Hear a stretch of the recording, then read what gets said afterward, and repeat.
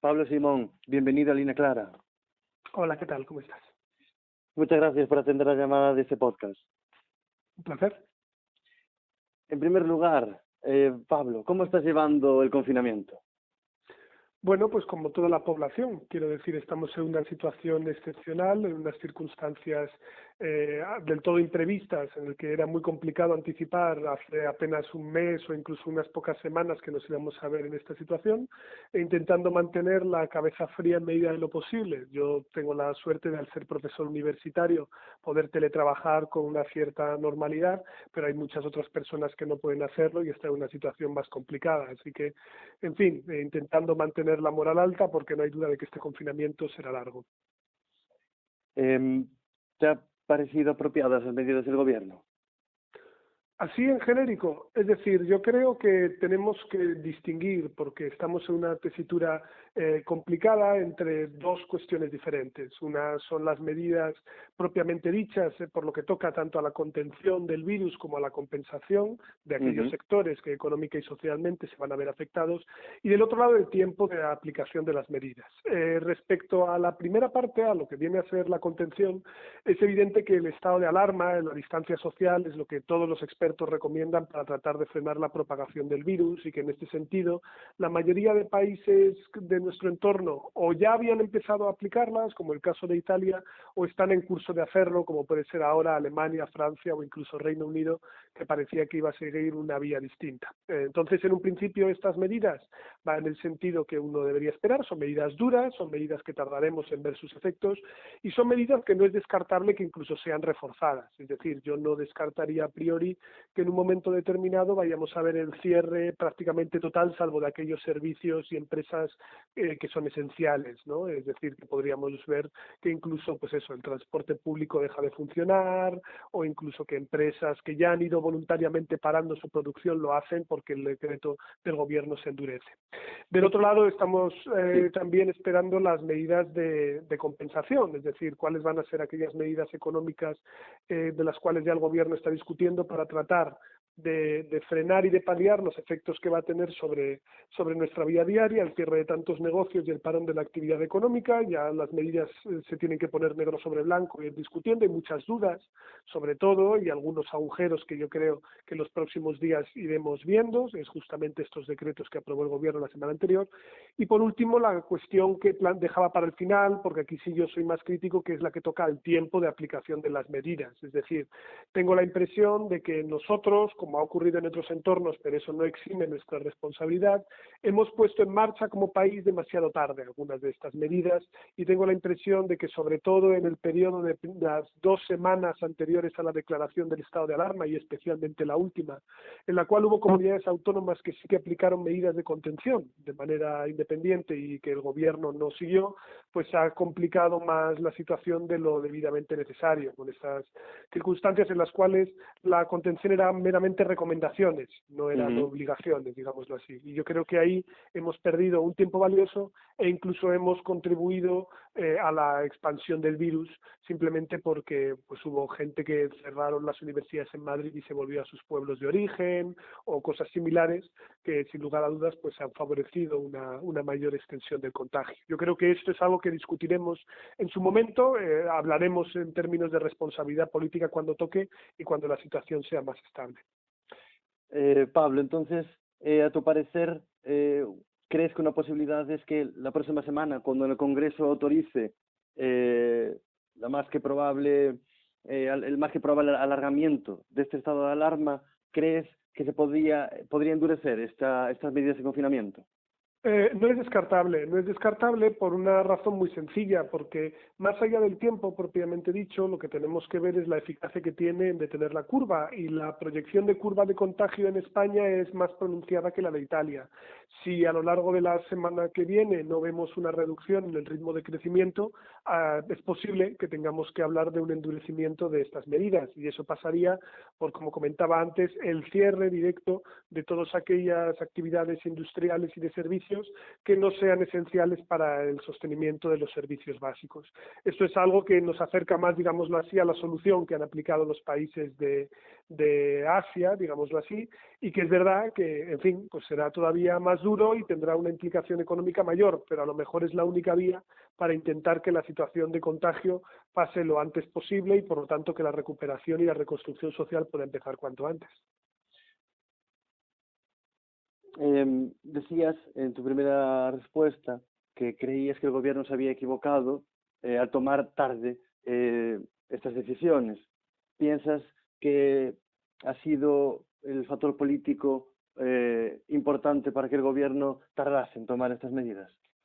Veamos, yo tengo la impresión de que se ha aplicado tarde por varias razones. A ver, hay un elemento fundamental que es que los gobiernos rara vez anticipan bien las crisis. Es decir, normalmente los actores no les gusta interiorizar costes de carácter político o electoral hasta que no está la crisis propiamente dicho frente a sus narices. Y esto es algo que está ocurriendo en toda Europa. Es una reacción común simplemente porque uno está ponderando, ¿no? Está ponderando cuáles son las implicaciones sociales y económicas que tiene el adoptar ese tipo de medidas. Sin embargo, yo sí pienso que parte de las medidas que estamos viendo ahora tenían que haberse aplicado antes. Yo era partidario de haber decretado el estado de alarma casi inmediatamente después de la celebración del 8 de marzo, que yo hubiera desaconsejado por imprudente, ¿no? Pero en cualquier caso, quiero decir, esto ya lo iremos dilucidando en su momento, pero el hecho de que, por ejemplo, el estado de alarma fuera una cuestión que estuviese encima de la mesa, pero que no se llevara a efecto hasta el sábado, esto nos ha hecho perder un tiempo, a mi juicio, valioso para tratar de atajar la extensión del contagio. E insisto, es una cuestión que han ido con retraso también el resto de países, pero que evidentemente también ha habido consideraciones de carácter político, porque se está cometiendo con frecuencia una falacia, ¿no? Y es decir, que todas las decisiones que se toman vienen acompañadas de criterios técnicos, y por supuesto, los técnicos juegan un papel importante para saber cuáles son las medidas más o menos eficaces.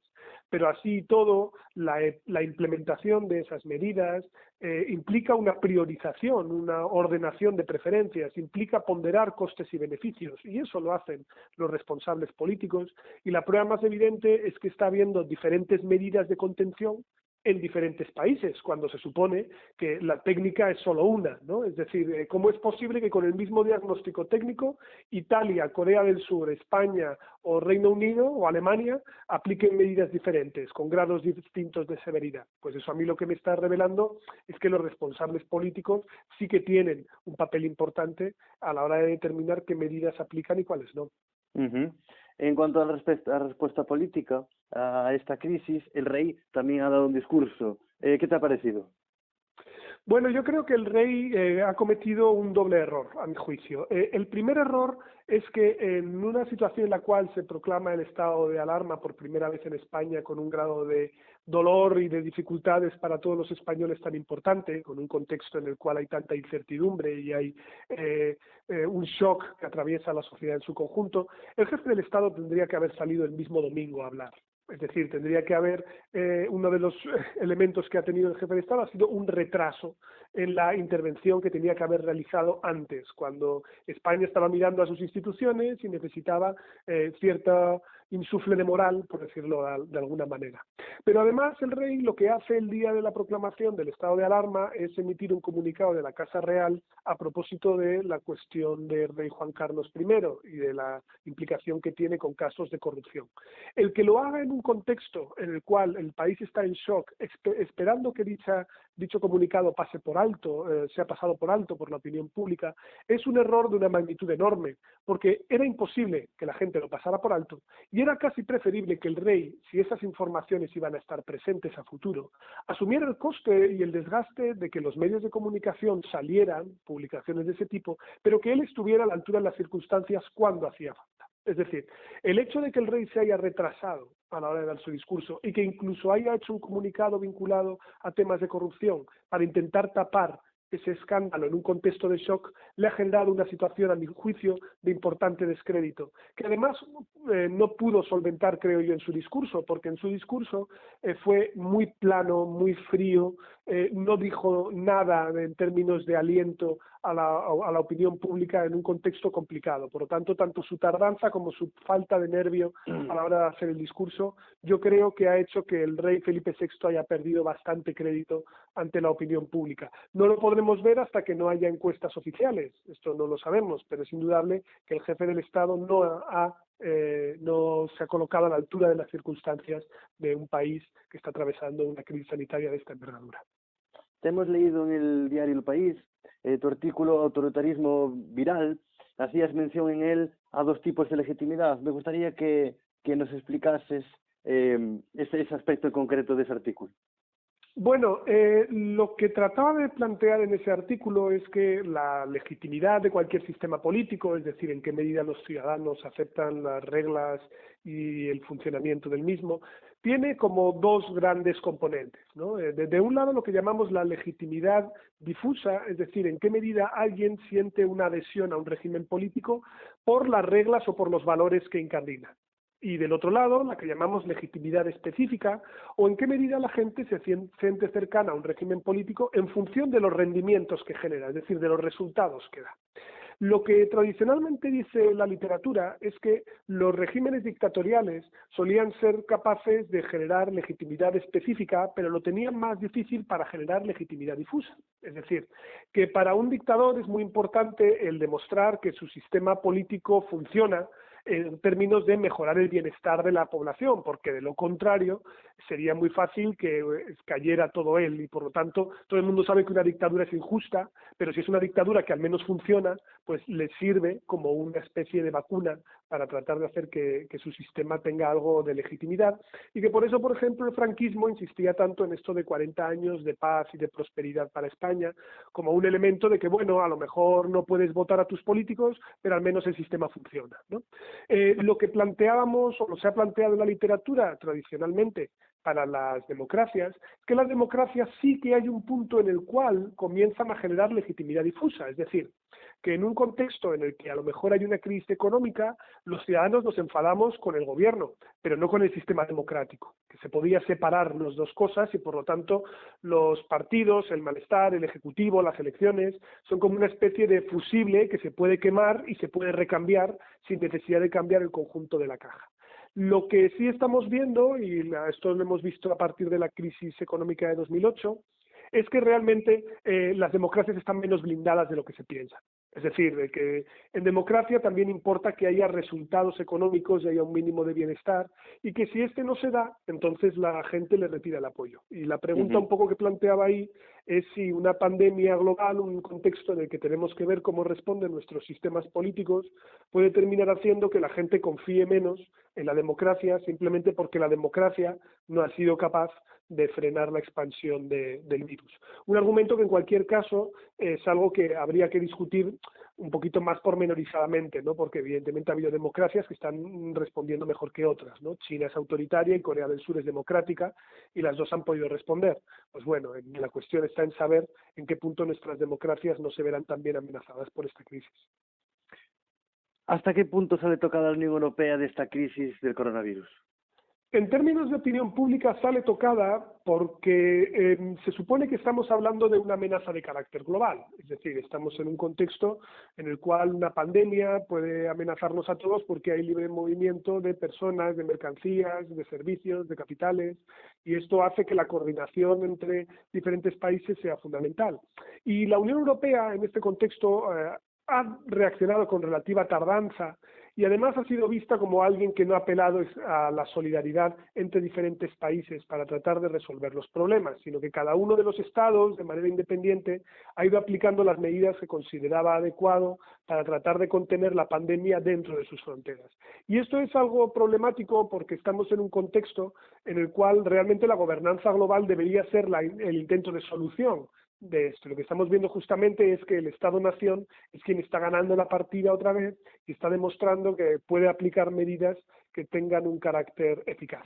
Además, la Unión Europea, yo creo que donde se la va a jugar de manera fundamental, probablemente no sea tanto en las cuestiones de la contención como en las medidas económicas. Es decir, si el Banco Central Europeo y los países, sobre todo del norte de Europa, son capaces de dar un paso adelante en términos de gobernanza económica, de mutualización de la deuda, de los que llaman coronabonos, es decir, la idea de tener un sistema de riesgo conjunto, porque todos los países se van a tener que endeudar muchísimo para solucionar la crisis en la que nos encontramos ahora, o por el contrario, lo que harán será business as usual, es decir, se le invitarán a seguir permitiendo que el Banco Central Europeo pues tenga una política restrictiva y por lo tanto que la situación económica degenere en un nuevo enfrentamiento entre los países del norte y del sur.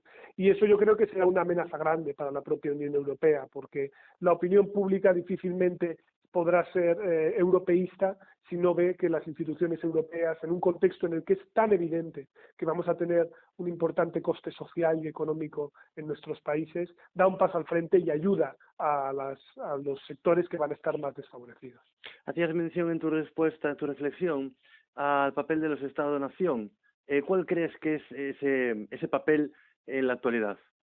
Bueno, el Estado-Nación, al fin y al cabo, es el anclaje básico en términos de referencia por lo que toca a adoptar las medidas de contención que se tienen que hacer, es decir, las competencias en sanidad están en los estados, la capacidad para movilizar recursos como policía, médicos, militares está en los estados, y por lo tanto lo que estamos viendo es un repliegue en términos de solidaridad nacional, porque al final cuando uno tiene una crisis, elementos como la solidaridad y el sentimiento de búsqueda de seguridad se incrementa, y eso es justamente lo que estoy convencido que vamos a ver en términos de opinión pública, pero lo que demuestra también que el Estado-Nación sí tiene margen, sí tiene capacidad de actuación para cambiar la vida de la gente. Con mucha alegría se ha dicho en el pasado el que el Leviatán estaba encadenado, el que el Estado ya no iba a tener capacidad para hacer políticas, y lo que estamos viendo aquí es justamente lo contrario, estamos viendo el Estado en toda su crudeza. Cuando salen a la comparecencia los componentes del grupo de seguimiento de la crisis, pues a quienes tenemos ahí es a una persona uniformada de policía, a otra uniformada de militar, a uno que lleva, entre comillas, bata blanca, ¿no?, que son los médicos, son Fernando Simón, y a quien lleva los transportes, ¿no?, de Fomento. Por lo tanto, lo que estamos viendo es núcleo de soberanía en estado puro, actuando en este contexto para tratar de contener algo que afecta directamente al bienestar de la ciudadanía. Y por lo tanto, como cuando nos vemos cuestionados en los elementos más básicos, como es la seguridad sanitaria, es decir, nuestra propia existencia, a quienes se giran todos los ojos es hacia los poderes públicos, y quien desarrolla y despliega el poder público, al menos desde que tenemos uso de razón, es el Estado. En tu opinión, el liberalismo es el límite a ese Leviatán, a ese Estado-nación fuerte. ¿En qué sentido el liberalismo? El liberalismo como políticas económicas traducidas en los estados, puede ser España, puede ser Alemania, y el dominio, digamos, de las decisiones políticas desde el liberalismo. Bueno, es decir, yo matizaría esta cuestión, ¿no? Porque el liberalismo es un concepto como muy amplio, si de lo que estamos hablando es del mercado propiamente dicho, es decir, de la capacidad del liberalismo económico para plantear el que el propio mercado se regule, etcétera, etcétera. Lo que estamos viendo es que se demuestra algo que yo creo que es fundamental tener presente, y es que el mercado no es un ente autónomo, no es un ente ni siquiera contrapuesto al Estado, sino que sin Estado no hay mercado. Es decir, la capacidad para que exista intercambio de bienes y servicios, o que pueda haber mercados en términos de provisión de diferentes, en términos de eficiencia para cualquier sector, incluido el sanitario, por ejemplo, ¿no? Siempre tiene que partir de la existencia de un Estado que se encarga de regular y de garantizar los mínimos desarrollos de cualquier sociedad, en términos de seguridad, en términos de aparataje legal, etcétera, etcétera. Y lo que estamos viendo es que efectivamente el mercado propiamente dicho no tendría capacidad para regular un shock de estas características, y que solo los poderes públicos lo pueden hacer. De tal manera que yo creo, y esto es probablemente uno de los cambios que veremos a partir de esta crisis sanitaria, lo que vamos a ver es una revalorización del papel que tiene la intervención de lo público y del propio Estado, precisamente para tratar de salvaguardar ese núcleo de seguridad de las personas y luego también para construir esas redes de seguridad que vamos a necesitar a partir de ahora. No deberíamos perder de vista que nuestros modelos de estados de bienestar se construyen después de la Segunda Guerra Mundial, que es justamente un contexto de crisis en el cual lo que se ve es un incremento de la solidaridad nacional, en el cual se construye los estados de los sistemas fiscales progresivos, porque los ricos en contextos de crisis están más dispuestos a pagar, y en el que yo creo que se produce un cambio, a mi juicio, fundamental, y es que la responsabilidad individual es un componente que desaparece de la ecuación. Y me explico. El liberalismo económico más ortodoxo, sobre todo a partir de los años 80, plantea que cuando una persona está en una situación de pobreza o está en una situación en la que pierde su empleo o se quiebra su negocio, es algo que se debe a la responsabilidad individual, es decir, a que ha tomado una mala decisión situando sus recursos, no se ha formado lo suficiente, no ha invertido bien, etcétera, etcétera. Este elemento en las crisis económicas podía seguir teniendo un sentido. En el año 2008 tú podías decir, bueno, hubo familias que se endeudaron imprudentemente y han perdido su empleo, es una situación de dificultades, es su responsabilidad. Esto es lo que te plantearía un liberal ortodoxo. Pero la cuestión o el cambio nuclear que se produce con esta crisis es el siguiente. ¿Es posible enfermar de manera justa, injusta, legítima o ilegítimamente? Es decir, ¿uno puede contraer esta enfermedad que se extiende de manera masiva y se contagia entre todos de una manera en la que todo dependa de su responsabilidad individual? No parece. ¿Hay algún tipo de responsabilidad individual en que de repente por esta pandemia y por este estado de alarma tú pierdas tu puesto de trabajo? ¿O tú tengas que cerrar tu negocio? No parece, es decir, la responsabilidad individual desaparece de la ecuación. Por lo tanto, como eso desaparece, esto lo que genera es una mayor demanda por una intervención de carácter público para tratar de compensar aquellos sectores que pueden estar en una posición de mayor dificultad. Y además, y yo creo que esto va a ser también un cambio importante, veremos cómo se sustancia esto, lo que tenemos que empezar a hablar ya va a ser de transferencias de carácter directo y sobre todo de carácter universal. Es decir, no vinculadas al trabajo, no vinculadas a la cotización, como sí ocurría con los estados de bienestar tradicionales, sino que vamos a empezar ya a hablar de rentas básicas de ciudadanía y de transferencias directas, porque el empleo no se va a recuperar de manera inmediata y va a haber gente que va a perder todos sus ingresos. Y ahí es donde el Estado tendrá que actuar, construyendo una red mucho más tupida de la que tenemos hasta ahora y que puede suponer casi la semilla de un nuevo planteamiento de cuál es el papel que tiene el Estado a la hora de regular la economía y el bienestar de la ciudadanía.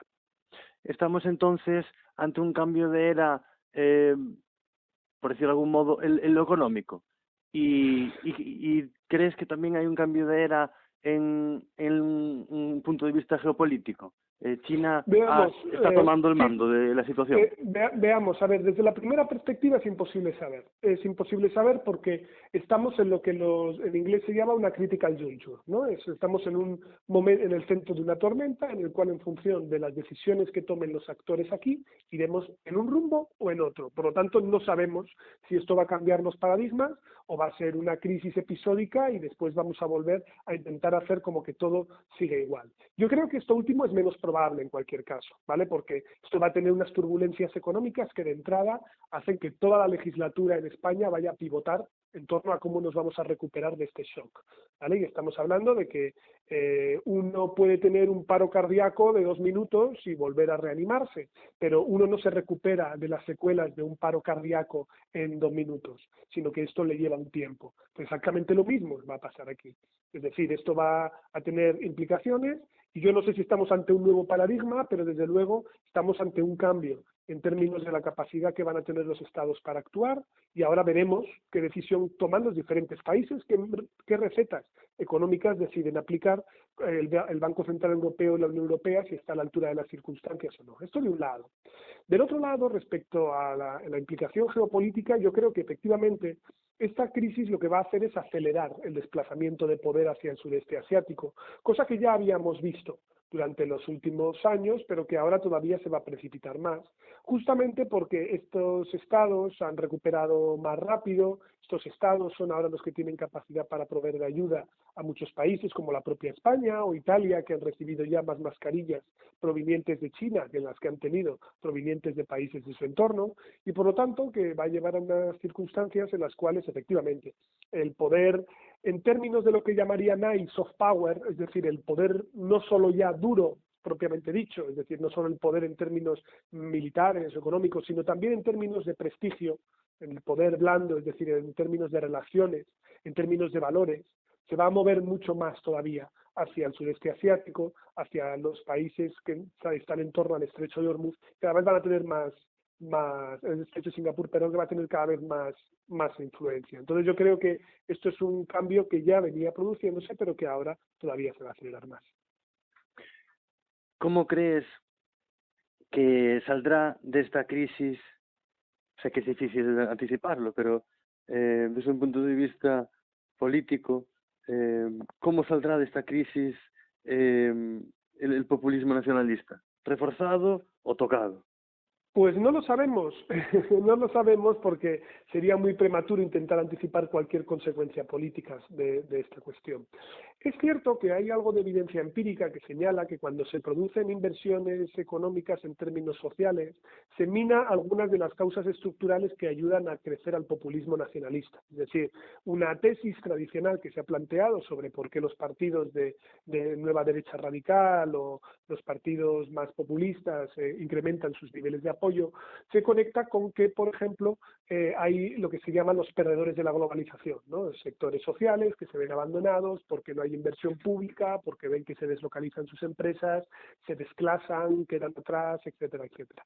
Pues bien, si lo que vamos a ver es un nuevo paquete de intervenciones públicas que van a tender a ser universales y a rescatar a muchos sectores sociales que pueden ser potencialmente damnificados por esta crisis, pero también de manera estructural puede cambiar los términos de solidaridad social, esto necesariamente va a poder minar las bases de apoyo de estos partidos. O sea que un resultado posible es que efectivamente estos partidos vean minadas algunas de las causas estructurales que han explicado su auge durante los últimos años. También puede ocurrir el resultado contrario, es decir, también podríamos vernos en unas circunstancias en las que no se ataca estas cuestiones, se prima la ortodoxia en términos económicos y por lo tanto se asume que tiene que existir cierto coste social derivado de esta crisis sanitaria y por lo tanto que estos sectores que han desarrollado un apego solidario y un sentimiento de orgullo nacional, lo que se sienten es abandonados por sus poderes públicos y son presa más fácil para la retórica nacionalista de este tipo de partidos. O sea, yo creo que podemos ver perfectamente los dos resultados y como la política es contingente, nada está escrito, dependerá mucho de cuál sea la actuación que tengan nuestros responsables públicos durante las próximas semanas y años para saber si efectivamente lo que vemos es un retroceso o la victoria definitiva de este tipo de partidos. La globalización es uno de los factores fundamentales en el auge de los populismos. Bueno, hay autores que dicen que sí, hay autores que dicen que no. No hay un consenso a propósito del peso de la globalización, ¿no? Digamos que la literatura sobre estas cuestiones se divide como en dos grandes tesis, ¿no? La tesis más material y la tesis más cultural. La tesis más material es la que he explicado antes, ¿no? La de que efectivamente esos sectores perdedores de la globalización son los que perciben que se han quedado atrás y por lo tanto votan a este tipo de partidos. Hay otro, digámoslo así, paquete de autores que lo que dicen es que esto no es una cuestión estrictamente material, sino una cuestión cultural. Es decir, que la expansión de valores cosmopolitas, libertarios, lo que hace es que haya una contrarreacción, ¿vale?, de estos sectores que tienen la percepción de que se quedan atrás y por lo tanto que se enfadan ante el auge de las minorías, del feminismo, de los derechos LGTB, etcétera. Y luego hay autores que lo que plantean es que realmente es una combinación de las dos, ¿no? Por lo tanto, es cierto que este tipo de cuestiones, estas macroexplicaciones, son matizadas siempre en función de cuál sea el entorno político en el que nos encontremos, el tipo de partido de extrema derecha del que estemos hablando, y al mismo tiempo estamos ante un hecho cierto, ¿no?, que es que son eventos que están ocurriendo en tiempo real y en el que todas las causas se dan a la vez. Por lo tanto, es muy difícil aislar, a menos que estuviéramos en un laboratorio, cuál es el factor que realmente es el definitivo de una cuestión o de otra. Y por lo tanto, es cierto que este tipo de partidos pues también presentan variaciones y matices según el lugar en el que estemos. Si pasamos a otro tema, eh, eres uno de los fundadores de la web Politicón. ¿Cómo nació ese proyecto? Bueno, este proyecto nace en el año, si no recuerdo mal, 2010-2011, como Ujú. básicamente una web que agrega a diferentes personas que estábamos creando blogs de manera independiente, escribiendo de política y que estábamos ligados a las ciencias sociales. Éramos gente que nos leíamos mutuamente, que interactuábamos en las redes y que en un momento determinado y por diferentes etapas, pues nos fuimos juntando y a partir de ello, pues abrimos Politicón. Politicón lo hacíamos simplemente como una web común, la cual nos gustaba escribir y en la que nos juntábamos para discutir de cosas en una comunidad relativamente pequeña, y poco a poco, pues a medida se produjo la situación de colapso del sistema de partidos en Europa y en España, pues fuimos abriéndonos hueco también en diferentes medios de comunicación. Lanzamos nuestro primer libro conjunto en el año 2014, que fue La urna rota, sobre la crisis institucional del sistema político español. Fuimos avanzando, hicimos también El muro invisible más tarde sobre la crisis generacional en términos de la situación de los jóvenes en España. Y básicamente hacíamos también podcasts, hacíamos charlas en bares con una cerveza delante, fuimos generando poco a poco comunidad. Por lo tanto, es un proyecto que surge simplemente porque nos gustaba, sin ningún otro ánimo, haciéndolo en nuestro tiempo libre y con ganas de contribuir al debate público en España. ¿Se ha enriquecido en los últimos años el debate público en España? Yo creo que ha cambiado, no sé si decir tanto como se ha enriquecido, pero es verdad que ahora hay voces más plurales, ¿no? Es decir, ahora tengo yo la impresión, más ciencias sociales que están participando del debate, más sociólogos, más politólogos, no solo economistas, como ocurrió durante la crisis. Tengo la impresión de que ahora tenemos más datos en los debates de lo que teníamos antes. Tengo la impresión de que la evidencia científica y académica es más empleada ahora de lo que era antes. Yo tengo la impresión de que sí, de que el debate algo hemos contribuido entre todos a mejorarlo, ¿no? No solo nosotros, sino por supuesto muchísimos profesionales que han ido participando durante los últimos años. Distinto es que, y eso es verdad, durante los últimos periodos el proceso de polarización en España, como ha ocurrido en otros contextos, pues también ha generado un rebrotar de las trincheras, ¿no? Y eso es hasta cierto punto una lástima en un contexto en el que confiábamos que el debate público mejorara, en el que es inevitable que al final pues todo tenga un tinte más partidista. ¿Se ha polarizado el debate público, en tu opinión? Sí, bueno, los datos en general apuntan esto, ¿no? Es decir, no es algo diferente a lo que ha ocurrido en el resto de países, porque al final lo que sí nos hemos encontrado es que las opiniones se han vuelto mucho más taxativas, se han desarrollado mucho más las trincheras partidistas, y esto ocurre en un contexto de fragmentación en el que la volatilidad electoral, la emergencia de nuevos partidos antisistema, pues ha ido un poco segmentando a los españoles en términos de diferentes trincheras y bloques, ¿no? Esto es algo que se ve de manera muy evidente en la transición que va desde el año 2015 a las elecciones de 2019. En el año 2015 podía haber un cierto consenso, incluso desde diferentes perspectivas, ¿no? A propósito de reformas institucionales necesarias en España, un debate político en el que se introducían nuevas cuestiones, y al final lo que hemos terminado es moviéndonos hacia un debate en el cual los ciudadanos han tendido a ubicarse en uno o en otro bloque en función de sus preferencias partidistas. No significa esto que la ideología no hubiera tenido importancia antes, pero yo sí tengo la impresión de que en el contexto en el que nos encontramos ahora, esta crisis también tendrá un impacto, pero todavía no me atrevo a anticipar en qué sentido va, porque este es el tipo de shock que se caracteriza por ser un elemento que es vivido por todos los españoles a la vez. Es decir, no estamos hablando de que, por ejemplo, la cuestión de Cataluña hay gente que lo vive mucho y hay gente que no lo vivió nada, o que, aunque se tuviera que posicionar sobre el tema, lo hacía de una manera muy menor. Todo el mundo en España hoy está confinado en sus casas, y eso necesariamente es una vivencia compartida que nos afecta a todos. Tendrá, por tanto, una vertiente política esta crisis, las consecuencias de esta crisis, ¿no? Sin lugar a dudas, lo tendrá desde todas las perspectivas. Cambiará la opinión pública, cambiará la opinión de los españoles, cambiará cómo nos relacionamos con el resto de la gente, cambiará en términos de la incertidumbre que tenemos ante el futuro, nuestras ganas de seguridad, cambiará nuestras percepciones de solidaridad, cambiará incluso cuál es la posición que tenemos hacia los diferentes partidos políticos, también en función de cuál sea la gestión de la crisis y cómo se posicionen de estos temas. Pablo Simón, para terminar, en este programa nos gusta preguntar acerca de la visión que tienen del futuro nuestros entrevistados. ¿Cuál es la tuya? ¿Del futuro? Así en general. Sí, la pregunta es en general para que uno exprese si su perspectiva es optimista con respecto al futuro desde el punto de vista político y social o no lo es tanto. Bueno, yo creo que el futuro se escribe caminando y es algo que todavía tenemos mucho por recorrer. Quiero decir que yo no soy demasiado determinista respecto a saber cómo van a ser nuestras sociedades dentro de 10, 15 o 20 años. Yo creo que es indudable que estamos en una situación de transformación y de cambio, en el que todo se está moviendo a una enorme velocidad, en el que las lealtades tradicionales a lo que eran nuestros cuerpos intermedios, las iglesias, los sindicatos, los partidos, eso es algo que está en mutación.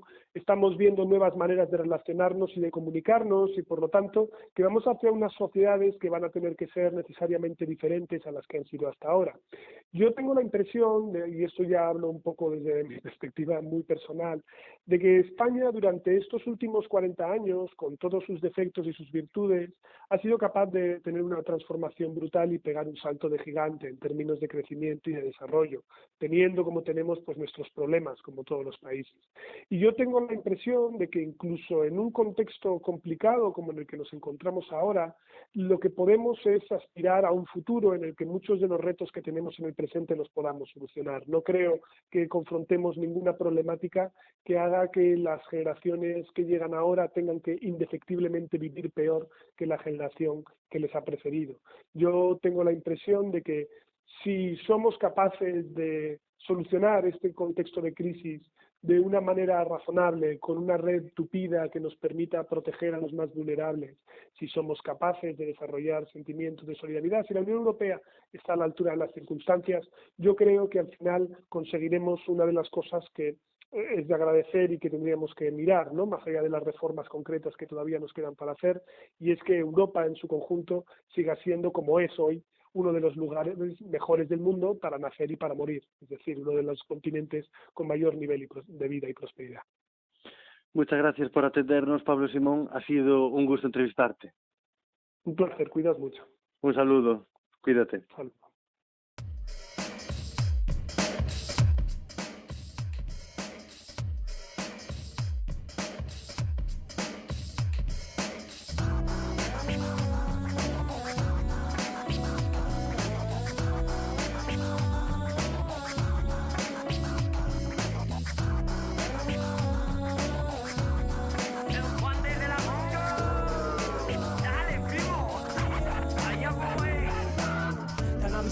Saliendo disparado, echándole candela cuando nunca lo ha logrado, llenando ese vacío que le hizo crecer dormido, escalando las murallas que recuerdan lo prohibido, tan recurrente, riendo entre tanta gente, con la risa fue creciendo aparentemente, pero hay que parar, echar tiempo y respirar, es lo que hacía falta, sonreír e imaginar. Cada vez te sientes más fuerte sin poderlo evitar, el sol brilla en tu cara y sientes ganas de gritar, porque hoy te invito a volar y llegar más allá de los límites de esta ciudad, Olay, y no te arrebatarán la ilusión de